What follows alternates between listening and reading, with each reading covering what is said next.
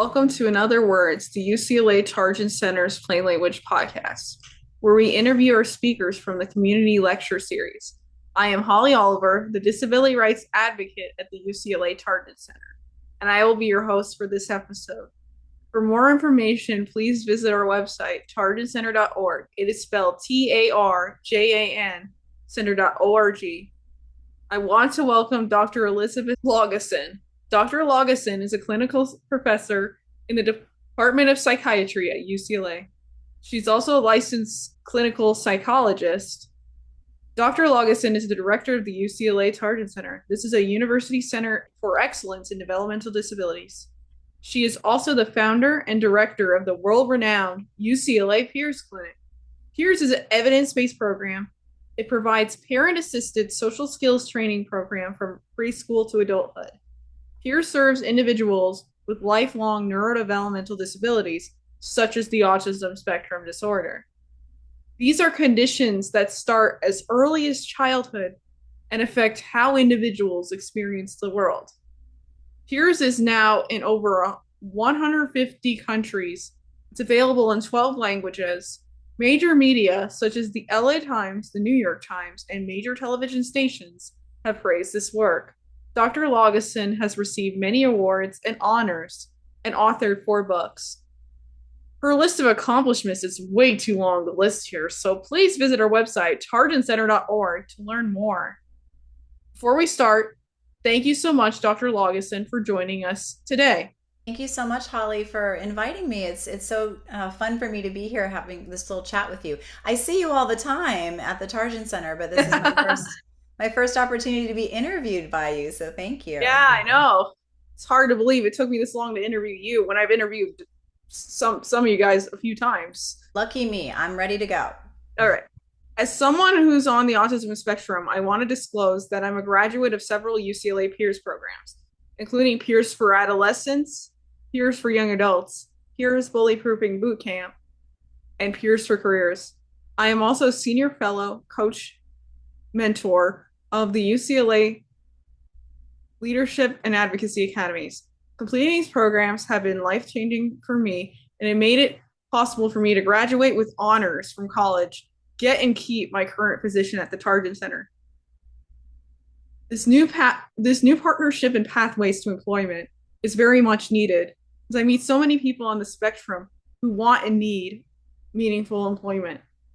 We all want to learn more about this opportunity. What is this DDS UCLA partnership that helps autistic adults prepare and get a job? Well, thank you for asking, Holly, and thanks again for being here and for being such an important part of our Tarjan and Peers community. I'm really excited to share this partnership with you. It's a brand new partnership between DDS and UCLA, and it's designed to help autistic adults prepare for work and to find jobs. And so for people who aren't familiar with DDS, so DDS stands for the California Department of Developmental Services.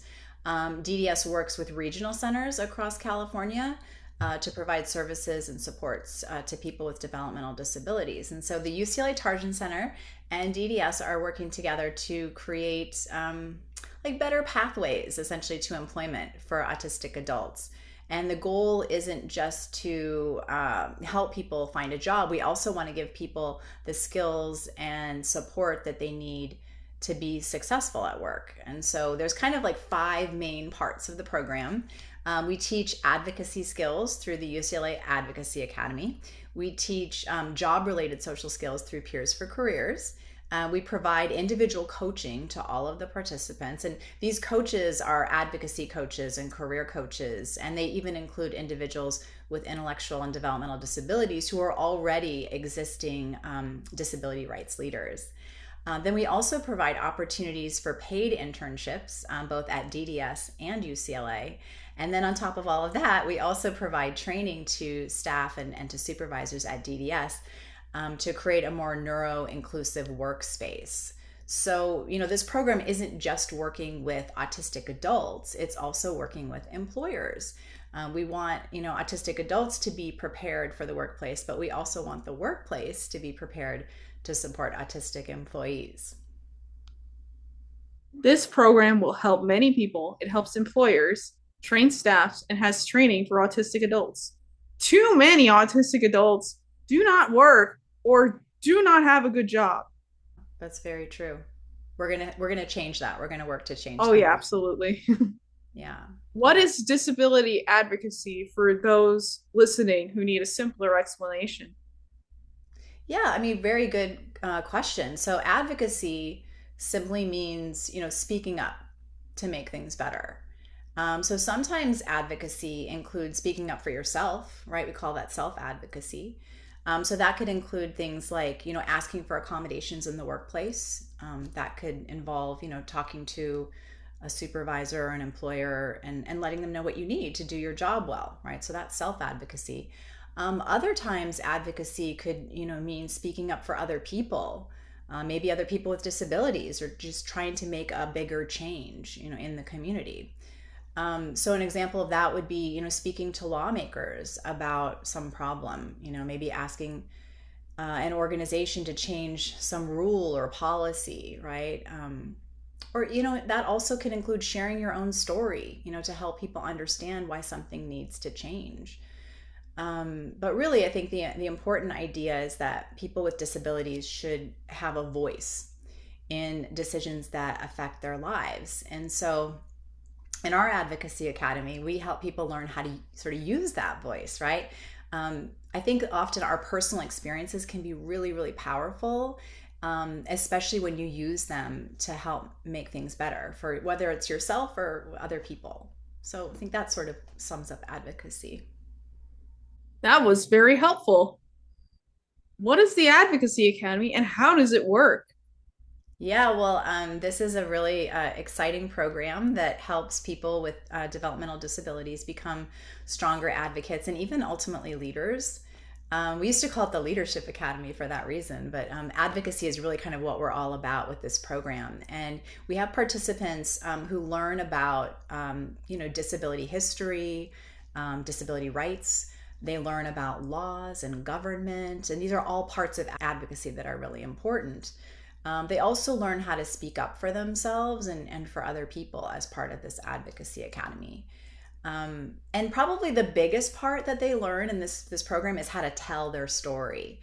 We teach people how to explain some issue that they care about, that they're passionate about, by also sharing their own kind of personal experience or journey with whatever that issue might be. And they give facts and about the problem and all of that. But ultimately, this story that they're telling results in some sort of a request for some change in the future. But we don't just talk about those advocacy skills. We actually practice them in the group, and that's a really big part of this program. Whether it's the Advocacy Academy or Peers for Careers, there's a lot of practicing of what we're learning. And so our participants will meet with advocacy coaches who help them practice both inside our class and outside of the class. And then they also learn from disability rights leaders, in the field. Some of those leaders actually have disabilities themselves. And then at the end of the Advocacy Academy, we have this advocacy showcase where the participants have a chance to share some advocacy topic that they're really particularly passionate about with other people, and they tell their story again, they make it personal. And so when they leave the program, ultimately, they haven't just learned about advocacy, they've actually practiced being an advocate through that showcase. So it's very fun, very experiential. We're really proud of it. One of the things I learned from the Advocacy Academy that I still use today is the TELL model. TELL stands for trustworthiness, emotion, and logic. It helps me to explain my point to others. It was also a wonderful review of civics and disability rights history. Yeah, I'm so glad you got to be a part of that, Holly. That was, I think you were maybe in the first cohort of our Advocacy Academy. And wow, Correct. yeah, I feel like you're sort of a good example of what can come of that. You've become such a strong advocate yourself for disability rights even since then. And, feel you're very inspirational. What are the important benefits of learning advocacy skills? I think there's lots of benefits to learning advocacy skills. Probably one of the biggest ones that kind of comes to mind is that, learning how to speak up for yourself. That's a big part of advocacy. And that can help in so many aspects of a person's life, right? It could be at work, it could be in school, it could be, in your own healthcare, just kind of out in the community. But beyond sort of that personal part of advocacy, I think advocacy skills can also help people to become better leaders. Remember, we said they kind of go hand in hand. And so someone with advocacy skills, might be serving on an advisory board, for example. Maybe they're speaking at meetings or conferences. They might be mentoring other people, or even talking to legislators, like we talked about earlier, lawmakers, about important issues. And so I think that advocacy skills are really important for people with disabilities, people with lived experiences. We want those individuals, right, to be part of the decisions that are made about them that affect them. And Holly, I know you've heard this saying before, but there's this saying in disability advocacy circles. They say this thing, and it might be other advocacy circles too, but nothing about us without us. You probably heard that. Yeah. Yeah. So what that means for people who maybe haven't heard that saying is that, people in this case with disabilities need to be part of the conversations that affect them. And, that's only going to help everyone. That's going to help that person. It's going to help their community.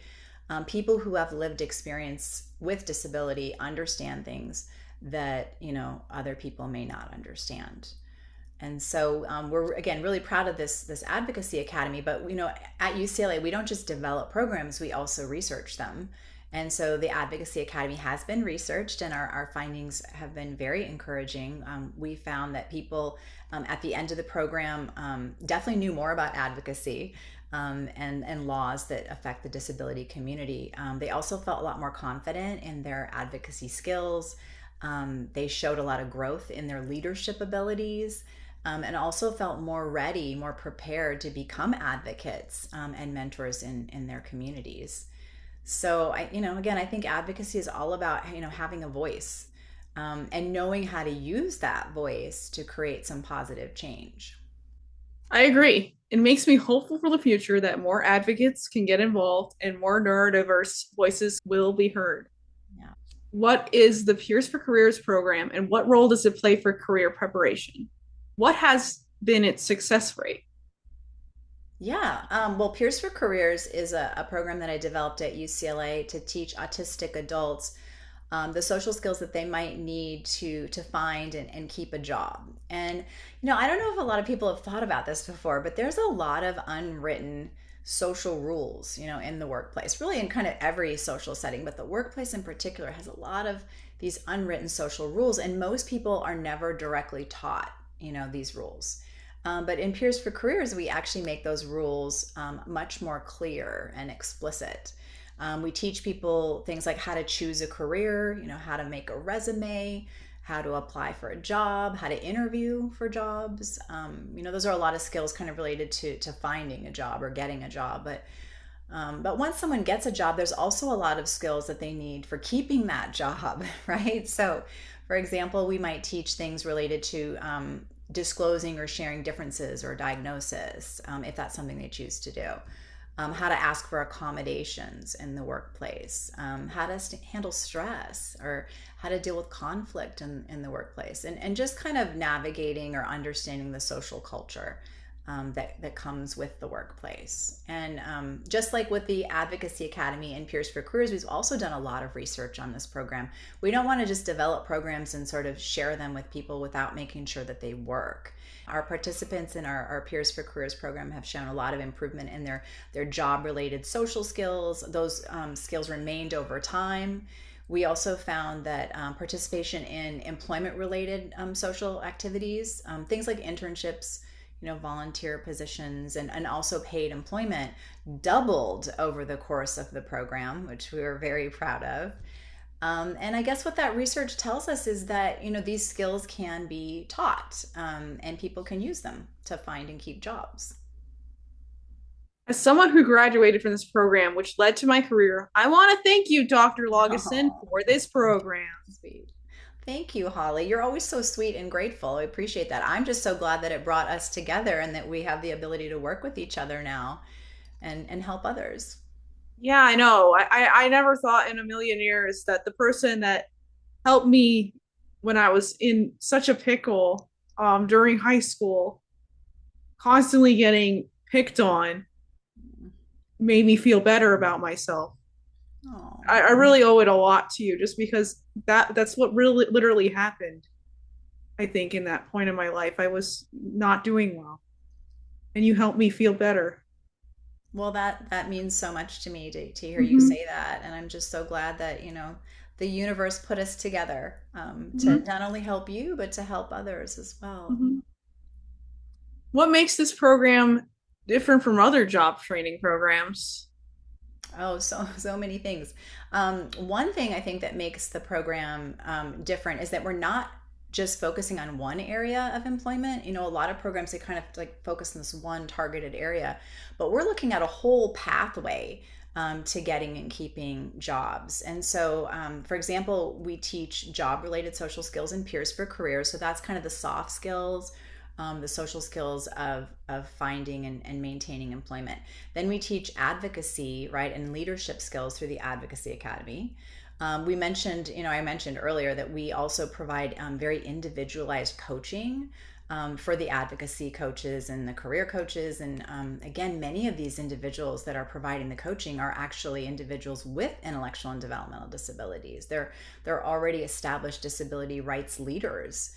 And then we also have these, real world work experiences, paid internships, right, as part of this program. But then on top of that, we also have this really important piece, which often gets neglected, and that is that we're also not just training job seekers, like autistic job seekers, but we're also training employers, right? That's the part that often gets ignored or forgotten. We don't want all of the responsibility for success in the workplace to be placed on the autistic employee, right? Workplaces also need to be supportive and understanding and know how to support their autistic employees or other neurodivergent employees for that matter. And so, in this program, we're really preparing the person for the workplace, but we're also preparing the workplace for the person.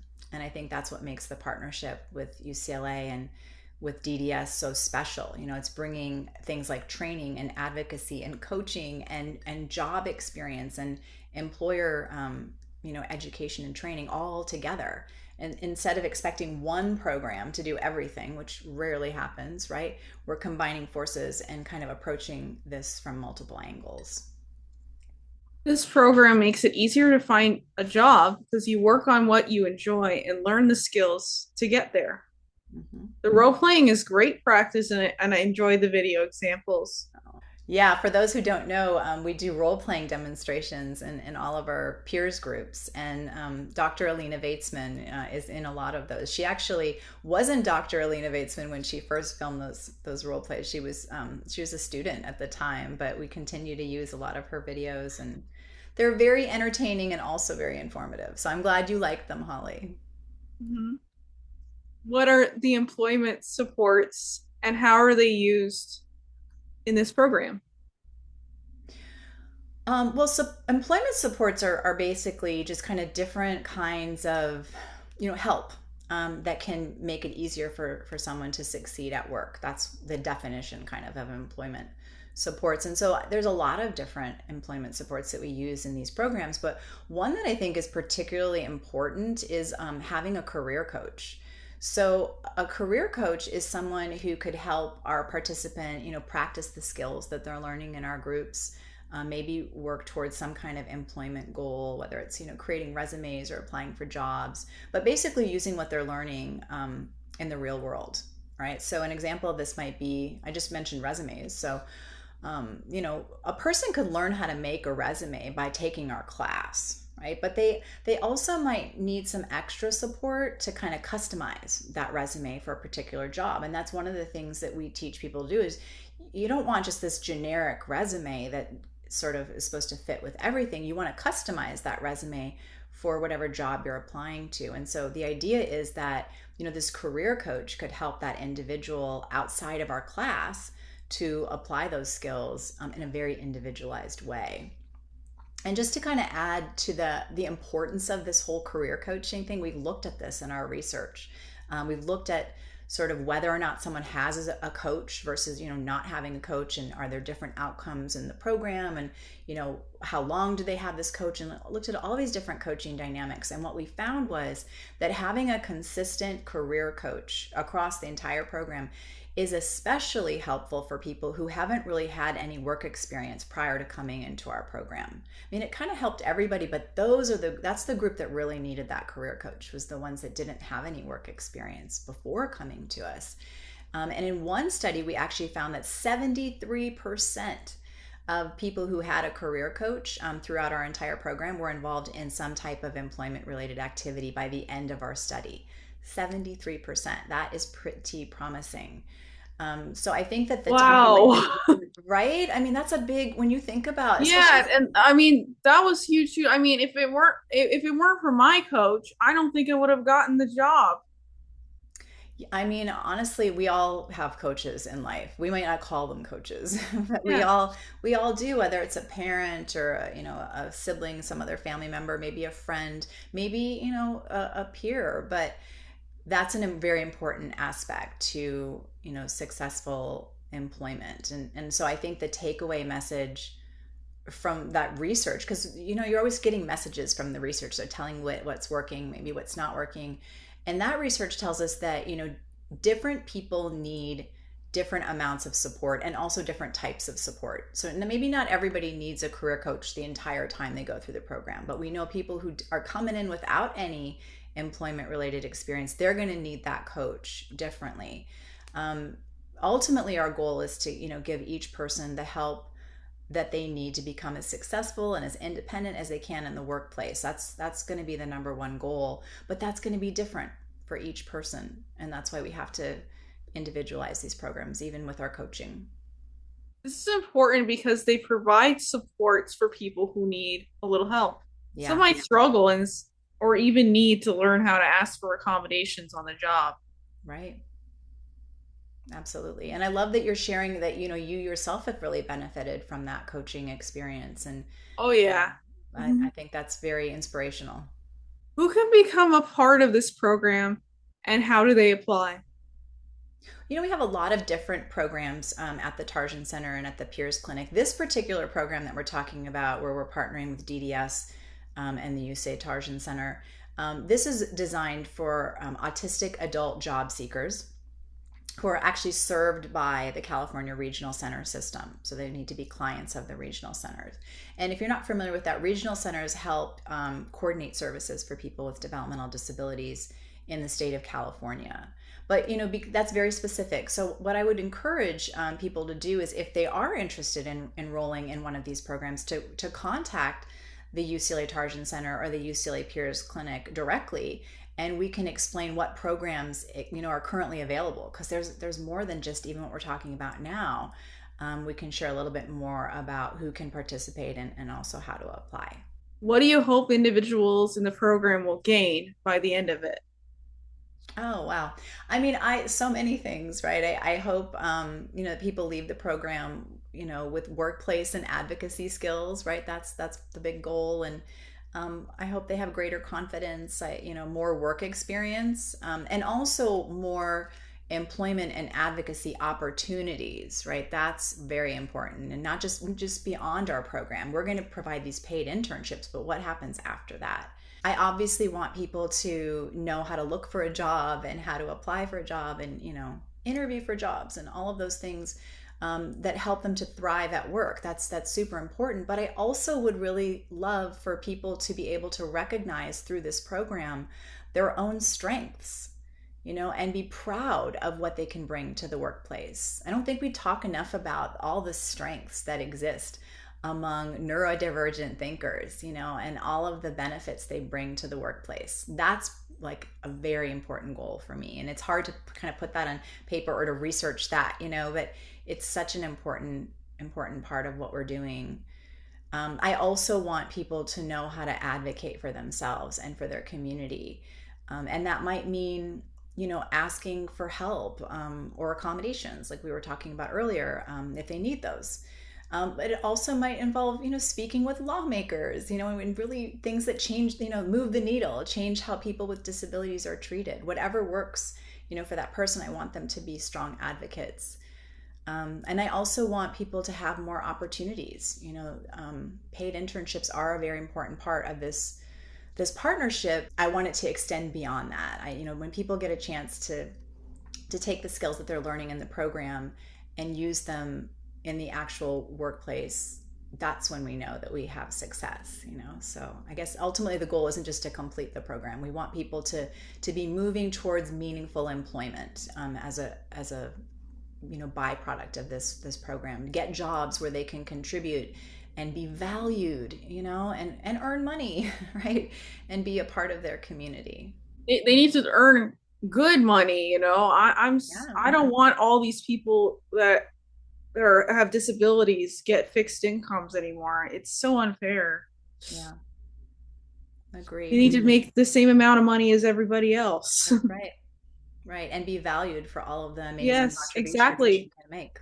What are some books, websites, or articles that could help families listening to this podcast?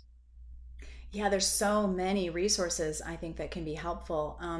I guess what I'd say is maybe I'd encourage people to start with the UCLA Tarjan Center and the UCLA Peers Clinic.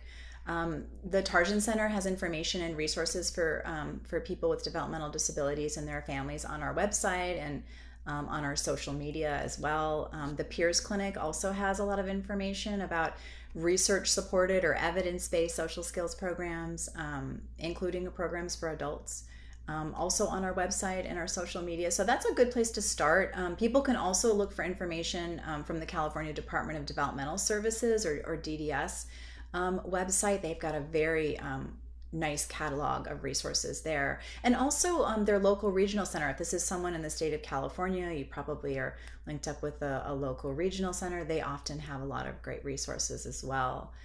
So those are especially important for people with developmental disabilities that live within California. But all of those websites would really have a lot of resources that would apply to people even outside of the state. I think we can also probably put some links to like different resources in the podcast description, so people don't have to Yeah, remember that's what I all said. these Please things. see these. Please see some of these links in the Oh, podcast good. description. Okay, fantastic. So we'll do All that and right. make sure that you guys have resources. But I guess just one final thought about that is that, don't think you have to figure it all out yourself.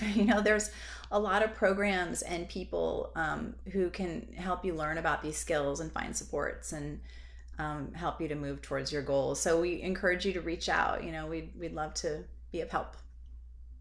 You taught us that autistic adults can succeed. Advocacy and social leadership skills make a huge difference. This program has all that and more. Autistic adults who complete this program can find a pathway. It can build confidence and lead to meaningful jobs. It might also help graduates become leaders in their communities. The right support, training, and job placement opportunities can make all the difference. Without this program, I would not have a job that I love, one that makes me feel great about helping others every day.